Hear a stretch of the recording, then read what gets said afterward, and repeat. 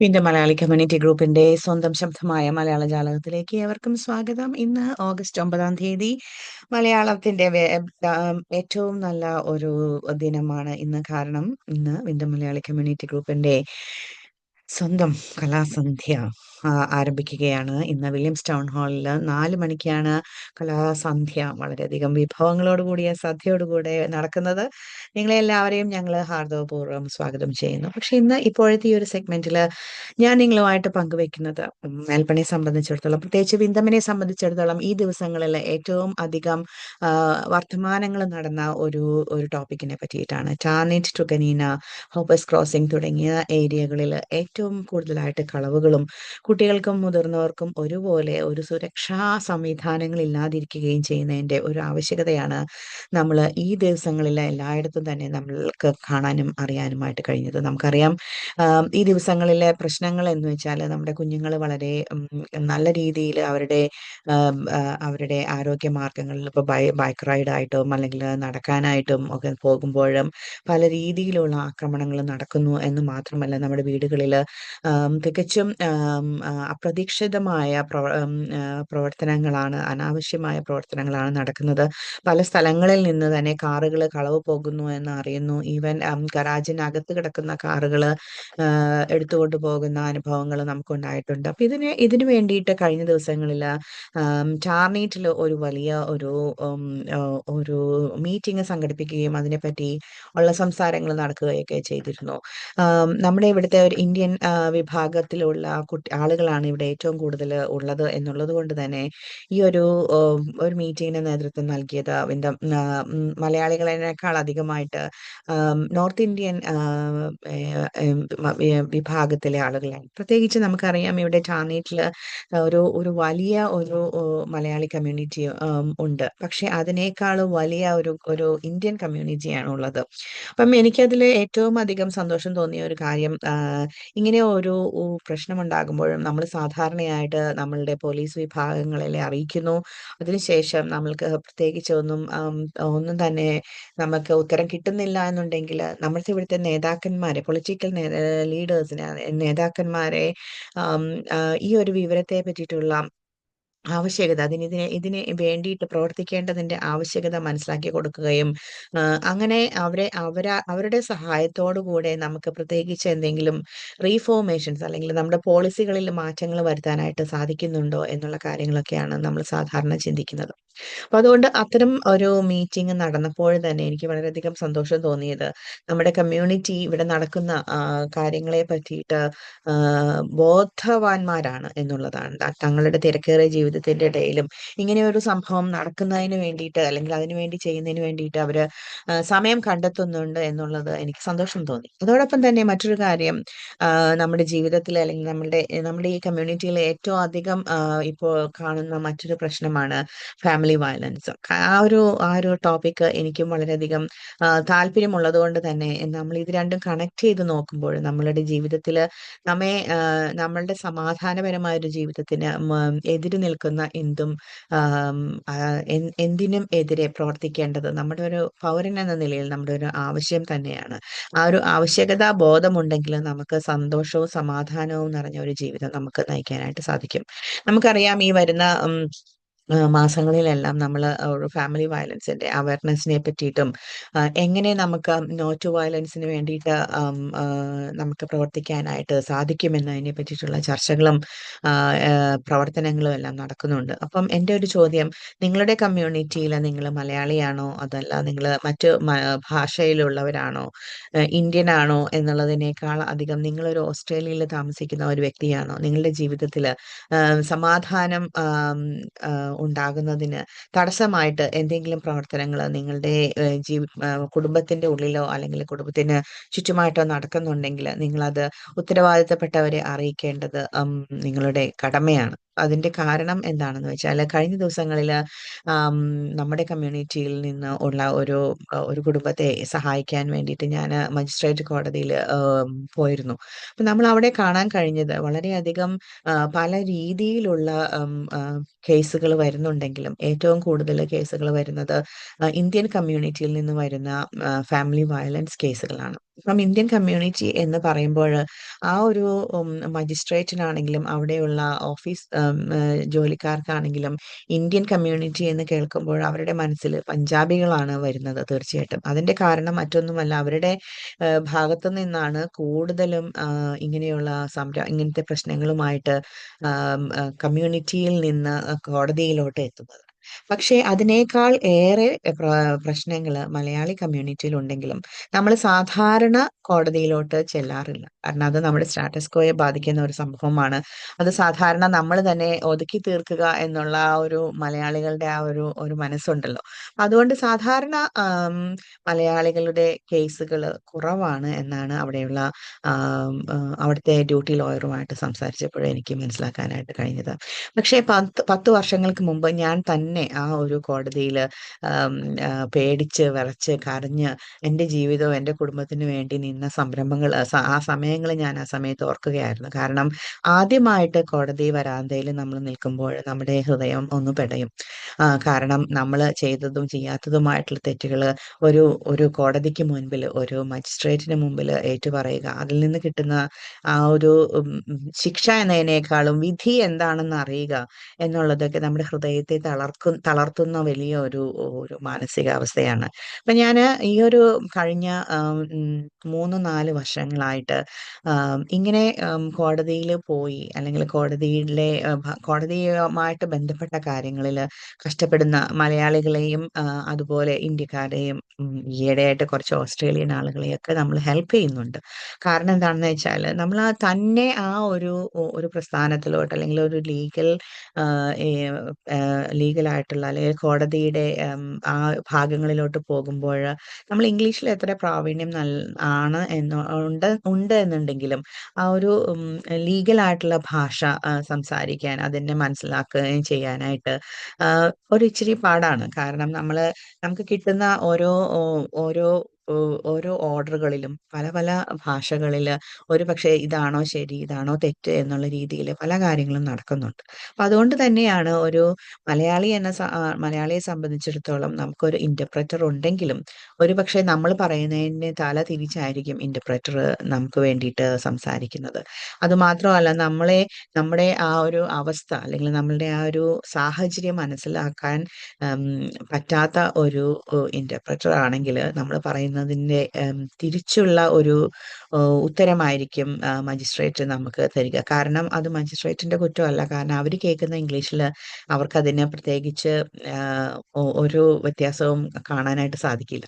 അതിനൊരു ചെറിയൊരു എക്സാമ്പിൾ ഞാൻ പറയാം. കാരണം വളരെ രോഷാകുലനായ ഒരു ഭർത്താവ് ഭാര്യയെ "എടി നിന്നെ ഞാൻ കാണിച്ചു തരാം" എന്ന് പറയുന്ന ഒരു മലയാളം ഭാഷ, ഒരു interpreter "hi hello I will show you" എന്ന് പറയുമ്പോൾ അവിടെ ആ എഡി എന്നുള്ളതിന് ഒരു പ്രോപ്പർ ആയിട്ടുള്ള ഒരു ഇംഗ്ലീഷ് ട്രാൻസ്ലേഷൻ യു, അല്ലെങ്കിൽ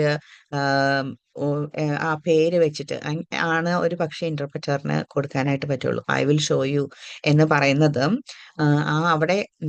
അവിടെ പറഞ്ഞ ആ ഒരു മലയാളം ഭാഷ, അത് ഏറ്റവും നീചമായ, അല്ലെങ്കിൽ അതിന്റെ ആ ഒരു ഭീകരാവസ്ഥ എന്താണ് എന്നുള്ള രീതിയിൽ മനസ്സിലാക്കി കൊടുക്കാനായിട്ട് ഇന്റർപ്രറ്ററിന് സാധിച്ചിട്ടില്ലെങ്കിൽ നമ്മൾ പറയുന്ന തെളിവുകളും, അല്ലെങ്കിൽ നമ്മൾ കൊടുക്കുന്ന ആ പരാതികളും ഒരു മൂല്യവുമില്ലാതെ തിരിച്ച് നമുക്ക് തന്നെ തരും. അപ്പൊ കഴിഞ്ഞ ദിവസം നമുക്ക് കിട്ടിയ ഒരു പരാതി എന്ന് പറഞ്ഞാൽ, ഒരു ഭാര്യയും ഭർത്താവും തമ്മിൽ ഇന്റർവെൻഷൻ ഓർഡർ ഉണ്ടായിരുന്നെങ്കിലും ആ ഭാര്യയെ സഹായിക്കുന്ന കുടുംബത്തിനെതിരെയുള്ള ഇന്റർവെൻഷൻ ഓർഡർ ആയിരുന്നു. അപ്പം അതിന് എതിരെയുള്ള കാര്യങ്ങൾ വളരെ ശോചനീയമായ രീതിയിലാണ് ആ ഒരു അപ്ലിക്കേഷൻ തന്നെ ഉണ്ടായിരുന്നത്. അപ്പൊ നമുക്ക് കൃത്യമായിട്ട് അറിയായിരുന്നു, അത് കോടതിയിലോട്ട് പോകുന്ന സമയത്ത് തന്നെ അതിനെ ആം, നമുക്ക് വളരെ വ്യക്തമായ രീതിയിലുള്ള തെളിവുകൾ കാണിച്ചു കൊടുക്കാനായിട്ട് പറ്റും. ആ ഒരു ഐവിയോ അതിനൊരു മാന്യമായ രീതിയിൽ ജയിക്കാനുള്ള ചാൻസസ് വളരെ കുറവായിരിക്കും എന്നുള്ളത് നമുക്കറിയാമെങ്കിലും അറിയാമായിരുന്നെങ്കിലും ഈ ഇന്റർപ്രറ്റേഴ്സ് ഉള്ളത് കൊണ്ട് നമുക്കറിയത്തില്ല എങ്ങനെയാണ് മജിസ്ട്രേറ്റ്സ് അത് എടുക്കുന്നത് എന്നുള്ളത്. അപ്പൊ അതുകൊണ്ട് ചർച്ചകളിൽ നിന്ന് നമുക്ക് മനസ്സിലായപ്പോഴ് എന്തായാലും അതൊരു ദിവസം നീണ്ടു നിന്ന ഒരു കോടതി ആയിരുന്നു. തീർച്ചയായിട്ടും പലരുടെയും പേഴ്സണൽ സ്റ്റോറീസ് ആണ്. അതുകൊണ്ട് ഞാനത് നിങ്ങളുമായിട്ട് ഷെയർ ചെയ്യുന്നില്ല. പക്ഷെ എനിക്ക് ഏറ്റവും അവസാനം മജിസ്ട്രേറ്റ് പറഞ്ഞ ഒരു കാര്യം മാത്രമാണ് നിങ്ങളുമായിട്ട് ഷെയർ ചെയ്യാനായിട്ടുള്ളത്. കാരണം നമ്മുടെ കുടുംബത്തില് നമ്മളെപ്പോഴും പറയില്ലേ, ആം, നമ്മുടെ കുടുംബത്തിന്റെ പ്രശ്നങ്ങൾ കുടുംബത്തിൽ തന്നെ പറഞ്ഞു തീർക്കുക. Washing your laundry inside your is your own business, അങ്ങനെയൊക്കെ നമ്മൾ പ്രത്യേകിച്ച് പറയുമ്പോൾ മലയാളികളെ സംബന്ധിച്ചിടത്തോളം ഈ അടി ബഹളം വഴക്ക്, പിന്നെ ആ, ഈ വയലൻസ്, ഇതൊക്കെ നിങ്ങൾ ആരോടും പറയാണ്ട് മൂടി വെക്കുക എന്നുള്ള ഒരു ഭാവമുണ്ട്. ആ ഒരു സമയമല്ല ഇപ്പോഴ്. നമ്മള് ആം, അങ്ങനെയുള്ള സംഭവങ്ങളുണ്ടെങ്കിൽ നമ്മൾ സംസാരിച്ച് തീർക്കുകയാണ്. കാരണം നമ്മൾക്ക് ഇതിന്റെ ആത്യന്തികമായ ഒരു കാരണം എന്ന് വെച്ചാൽ, നമ്മള് വളരെ നൂറ്റാണ്ടുകളായിട്ട് നമ്മുടെ മനസ്സിൽ നമ്മളോട് പറഞ്ഞും നമ്മൾ അറിഞ്ഞും കേട്ടും പഠിച്ചും വന്ന ഒരു കാലമുണ്ട്. ഭാര്യ എന്ന് പറയുന്നത് ഭർത്താവിന്റെ വിഴുപ്പലക്കാനും അല്ലെങ്കിൽ ചവിട്ടേൽക്കാനും അല്ലെങ്കിൽ വായിൽ നിന്ന് വരുന്നതെല്ലാം കേൾക്കാനും ഉള്ള ഒരു വ്യക്തി, അല്ലെങ്കിൽ ആ ഭർത്താവിന് വായിലോട്ട് കഴിക്കാനുള്ള എല്ലാ സംഭവങ്ങളും ഉണ്ടാക്കി കൊടുക്കാനുള്ള ഒരു വ്യക്തി എന്നുള്ള ഒരു വലിയൊരു തത്വം നമ്മൾ വളരെ കാലം മുമ്പേ തന്നെ കേട്ടും പഠിച്ചും ഒക്കെ വന്നിട്ടുണ്ട്. അതല്ല കാലം. നമ്മൾ ഓരോ വ്യക്തിക്കും അവരുടേതായിട്ടുള്ള തനതായിട്ടുള്ള ഒരു ജീവിതത്തിന്റെ ഒരു ഒരു വിളിയുണ്ട്. അതല്ലെങ്കിൽ അവർക്ക് മൂല്യങ്ങളുണ്ട്. ഒരു ഭാര്യയും ഭർത്താവും ഈക്വൽ ആയിട്ട് അവരുടെ ജീവിതത്തിന്റെ ലക്ഷ്യം എന്താണ് എന്നുള്ള ഒരു തീരുമാനത്തിൽ, അല്ലെങ്കിൽ ചർച്ച ചെയ്ത് ആ ഒരു തീരുമാനത്തിലെത്തിയിട്ട് രണ്ടുപേരും ഒരുപോലെ ഒരേ രീതിയിൽ റെസ്പെക്റ്റ് കൊടുത്ത്, ഒരേ രീതിയിൽ അധ്വാനിച്ച്, ഒരുപോലെ ജീവിതം ആസ്വദിച്ച്, ഒരുപോലെ കുഞ്ഞുങ്ങളെ വളർത്തിയെടുക്കേണ്ട ഒരു ഒരു സംവിധാനമാണ് കുടുംബജീവിതം. അതല്ലാതെ ഭാര്യയ്ക്ക് ഇഷ്ടമുള്ളത് മാത്രം ഭാര്യ ചെയ്യുന്നു, ഭർത്താവിന് ഇഷ്ടമുള്ളത് മാത്രം ഭർത്താവ് ചെയ്യുന്നു, അല്ലാതെ ഭർത്താവിന് ഇഷ്ടമുള്ള ഒരു കാര്യത്തിൽ അല്ലാതെ മറ്റൊന്നിലും ഭാര്യ ഇടപെടാൻ പാടില്ല, തുടങ്ങിയ കുറെ ഒരു പക്ഷെ നമ്മളുടെ ചെറുപ്പകാലങ്ങളിൽ നമ്മൾ കണ്ടതും കേട്ടതും ആയിട്ടുള്ള കുറെ കാര്യങ്ങളായിരിക്കാം അത്. പക്ഷെ നമ്മൾ ഇവിടെ ഈ 21-ാം നൂറ്റാണ്ടിലോട്ട് അവിടെ ജീവിക്കുമ്പോൾ നമ്മുടെ കുഞ്ഞുങ്ങൾക്ക് നമ്മൾ മാതൃകയായിട്ട് കൊടുക്കേണ്ട ഒരു കാര്യം എന്ന് പറയുന്നത്, കുടുംബം എന്നുള്ളത് ഒരു ഓർഗനൈസേഷനാണ്. നിങ്ങൾ ദൈവവിശ്വാസിയാണെങ്കിൽ നമ്മൾ ആദ്യമേ നമ്മളെ സൃഷ്ടിച്ചിരിക്കുന്നത് തന്നെ ആ കുഞ്ഞുങ്ങൾ ഉണ്ടാകാനും അവരെ നല്ലതായി വളർത്താനും ഒക്കെ ആയിട്ടുള്ള ഒരു കൂടുമ്പോൾ ഇമ്പമുള്ള സ്ഥലം കുടുംബം എന്നുള്ള ആ ഒരു ഒരു ബോധ്യം ആണ് നിങ്ങൾക്കുള്ളത് എന്നുണ്ടെങ്കിൽ, അവിടെ നമ്മൾ ചെയ്യേണ്ടത്, നിങ്ങൾ ജീവിതത്തിൽ നിങ്ങൾ ജോലി സ്ഥലത്തിൽ നിങ്ങൾ എങ്ങനെയാണോ ഏറ്റവും നല്ല രീതിയിൽ നിൽക്കുന്നത്, ഏറ്റവും മാന്യമായിട്ട് സംസാരിക്കുന്നത്, അതേ മാന്യതയും അതേ മൂല്യങ്ങളും നിങ്ങൾ നിങ്ങളുടെ കുടുംബ ജീവിതത്തിലും നോക്കുകയാണെങ്കിൽ നമുക്ക് ഇങ്ങനത്തെ പ്രശ്നങ്ങൾ ഉണ്ടാകില്ല, അല്ലെ? ഞാൻ സംസാരിച്ചു തുടങ്ങിയ ഒരു കാര്യം എന്ന് പറയുന്നത്, നമ്മുടെ സമൂഹത്തിൽ ഇപ്പോൾ വരുന്ന കള്ളവും എന്താ പറയാ കളവുകളും, ആം, ഒരു നമുക്കവിടെ സ്വസ്ഥമായി ഉറങ്ങാൻ പറ്റാത്ത ഒരവസ്ഥയും, ഒപ്പം നമ്മുടെ കുടുംബങ്ങളിൽ ഉണ്ടാകുന്ന അസ്വാരസ്യങ്ങളും അവിടെ ഉണ്ടാകുന്ന ബുദ്ധിമുട്ടുകളാണ്. അപ്പൊ ഈ രണ്ട് ബുദ്ധിമുട്ടുകൾ നമ്മൾ നോക്കുമ്പോൾ, ഇപ്പൊ ഓണത്തിന്റെ ഒരു കാലഘട്ടമാകുമ്പോൾ നമ്മൾ എപ്പോഴും പറയും കള്ളവും ചതിയും ഇല്ലാത്ത നല്ലൊരു ഓ, ഓ, രാജ്യത്തെ ആണ് നമ്മൾ കാക്ഷിക്കുന്നത്. അങ്ങനെ ഉണ്ടായിരുന്ന ഒരു രാജ്യം നമുക്കുണ്ടായിരുന്നു. ആ രാജ്യത്തിന്റെ മൂല്യങ്ങളിലോട്ട് തിരിച്ചു പോകാനാണ് നാം ഓണം ആഘോഷിക്കുന്നത്. അതാണ് ഓണത്തിന്റെ മൂല്യം. അതുകൊണ്ട് തന്നെയാണ് ക്രിസ്ത്യാനിയും മുസൽമാനും ഹിന്ദുവും ബുദ്ധമതക്കാരനും പാസിയും എല്ലാവരും കേരളത്തിലുണ്ടെങ്കിൽ അവർ ഓണം ആഘോഷിക്കുന്നത്. കേരളത്തിൽ ഇല്ലെങ്കിൽ അതിന്റെ ആ ഒരു ഗൃഹാതുരത്വം നിങ്ങളുടെ മനസ്സിലോട്ട് ഉണ്ടാകാൻ വേണ്ടി നമ്മളെല്ലാവരും ഓണത്തിന്റെ ദിനം മാത്രമല്ല, മാസങ്ങൾ നീണ്ട ഓണാഘോഷം നടത്തുന്നത്, അല്ലേ? ഇപ്പം ഒരുപക്ഷെ ഈ മെൽബണിലെ ഏറ്റവും ആദ്യത്തെ ഓണമായിരിക്കും ഇത് മലയാളി കമ്മ്യൂണിറ്റി ഗ്രൂപ്പിന്റെ ഇന്ന് നടക്കുന്നത്. പിന്നെ നമുക്ക് അടുത്ത ആഴ്ചകളിൽ തൊട്ട് ഇങ്ങനെ മാവിന്റെ ഓണം, ജിലോങ്ങിന്റെ ഓണം, WMMന്റെ ഓണം, പിന്നെ ഉം, ഓരോ ബെറുക്കിന്റെ ഓണം, മറ്റേ ഉത്സവിന്റെ ഓണം, അങ്ങനെ ഓണങ്ങൾ ഇങ്ങനെ നീണ്ടു നിവർന്ന് നമുക്ക് ഓണം ഈ ഒരു സമയത്ത് ഇലയിലും ഭക്ഷണം കഴിച്ച് മടുക്കുന്ന ഒരവസ്ഥയാണ്. പക്ഷെ എന്റെ ചോദ്യം ഇതൊന്നുമല്ല. നമ്മുടെ കാലിക പ്രസിദ്ധമായ അല്ലെങ്കിൽ കാലിക പ്രസക്തമായ കാര്യങ്ങളിൽ നമ്മൾ എന്തെങ്കിലും ചെയ്യാനായിട്ട് നമ്മൾ ഉദ്ദേശിക്കുന്നുണ്ടോ? അതോ ഈ ഓണാഘോഷങ്ങൾ മാത്രമായിട്ട് നമ്മൾ തീർക്കുകയാണോ? അപ്പൊ നിങ്ങൾ കുടുംബ ബന്ധങ്ങൾക്ക് പ്രാധാന്യം നൽകുന്ന വ്യക്തികളാണ് എന്നുണ്ടെങ്കിൽ നിങ്ങൾ ചെയ്യേണ്ടത് ഒരു കാര്യം മാത്രമേ ഉള്ളൂ.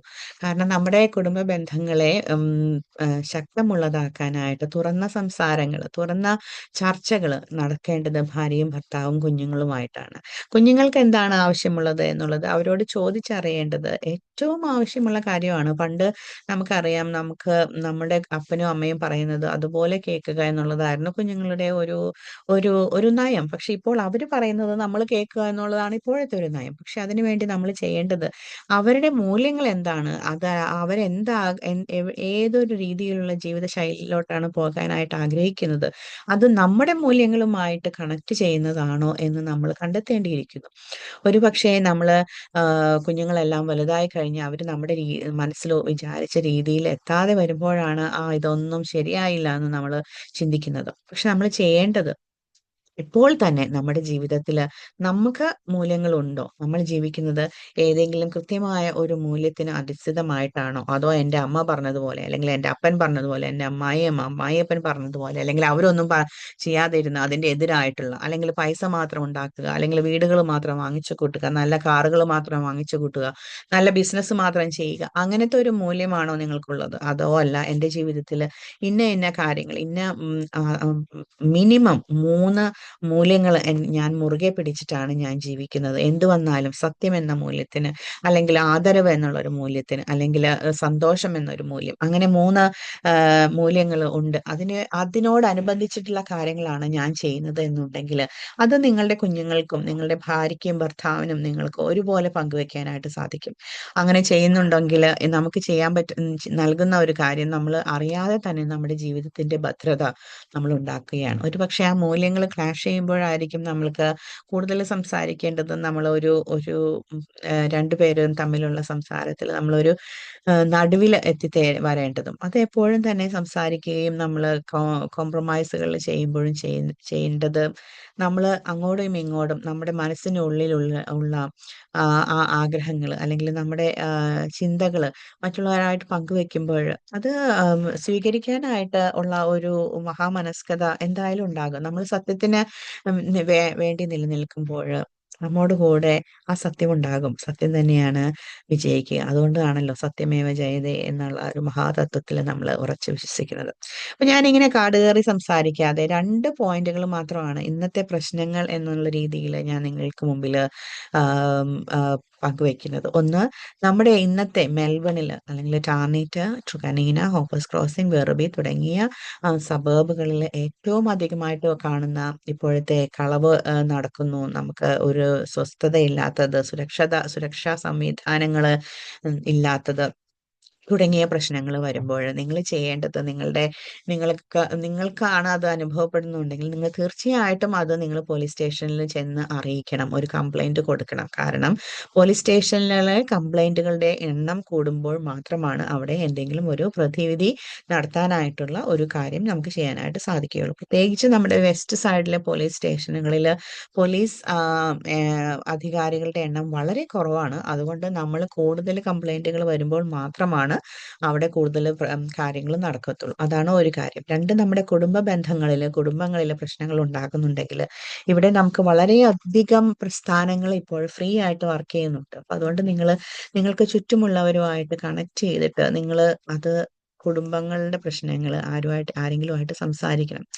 നിങ്ങള് നിങ്ങളൊരു ഒരു മതവിഭാഗത്തിന്റെ ഉള്ളിലാണ് ഏറ്റവും കൂടുതൽ ആക്റ്റീവ് ആണെന്നുണ്ടെങ്കിൽ അവിടുത്തെ നേതാക്കളാണ് അവരുടെ പ്രശ്നങ്ങൾ കൂടുതലായിട്ട് ഹെൽപ്പ് ചെയ്ത് അവരെ സഹായിക്കേണ്ടത്. അത് തന്നെയാണ് മജിസ്ട്രേറ്റ് ഞാൻ നേരത്തെ പറഞ്ഞ ആ ഒരു കേസിൽ സംസാരിച്ചത്. നിങ്ങളുടെ മതപരമായ പ്രശ്നങ്ങൾ നിങ്ങൾ ഇവിടെ മജിസ്ട്രേറ്റ് കോടതിയിൽ കൊണ്ടുവരാതെ നിങ്ങളുടെ മത അധികാരികളിൽ വെച്ച് തന്നെ തീർക്കാനായിട്ടാണ് ചെയ്യാനായിട്ടാണ് നിങ്ങൾ ശ്രമിക്കേണ്ടത് എന്ന്. അപ്പൊ നമുക്കറിയാം നമ്മൾ നമ്മളുടെ ഹൃദയത്തോട് ചേർത്ത് മതവും കൂട്ടിക്കൊണ്ടു പോകുന്ന മലയാളികളാണ് കൂടുതലും. അപ്പൊ അതുകൊണ്ട് നാം ചെയ്യേണ്ടത് നമുക്ക് പ്രശ്നങ്ങളുണ്ടെങ്കിൽ തുറന്ന് പറയാനായിട്ട് അറിയാവുന്ന ആളുകളുമായിട്ട് കണക്ട് ചെയ്യുക. അപ്പൊ നിങ്ങൾക്ക് ആരും ആയിട്ട് കണക്ട് ചെയ്യാനായിട്ട് ഒരു കണക്ഷൻ ഇല്ല എന്നുണ്ടെങ്കിൽ തീർച്ചയായിട്ടും എന്നെ കണക്ട് ചെയ്യുക. ഞാൻ നിങ്ങൾക്ക് ഉതകുന്ന രീതിയിലുള്ള പല ആളുകളുമായിട്ട് കണക്ട് ചെയ്യാനായിട്ട് ഞാൻ നിങ്ങളെ സഹായിക്കുന്നതായിരിക്കും.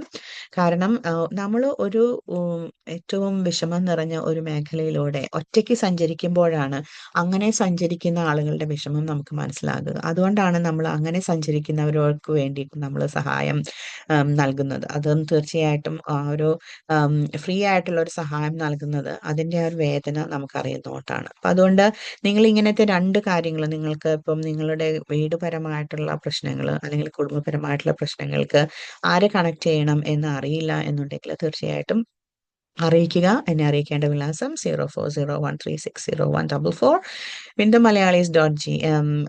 വിൻ എഫ് എം ആണ് അറിയിക്കേണ്ടത്. നിങ്ങൾക്ക് റേഡിയോ സ്റ്റേഷനിലോട്ടാണ് അറിയിക്കേണ്ടത് എന്നുണ്ടെങ്കിൽ തീർച്ചയായിട്ടും ഞങ്ങളുടെ സ്റ്റേഷൻ ഫോൺ നമ്പർ 99198089 99198089. അപ്പം തീർച്ചയായിട്ടും നല്ല ഒരു ദിവസം നിങ്ങൾക്ക് ആശംസിക്കുന്നു. ഇത് നിങ്ങളുടെ RJ Bismi Palatty on 88.9 FM.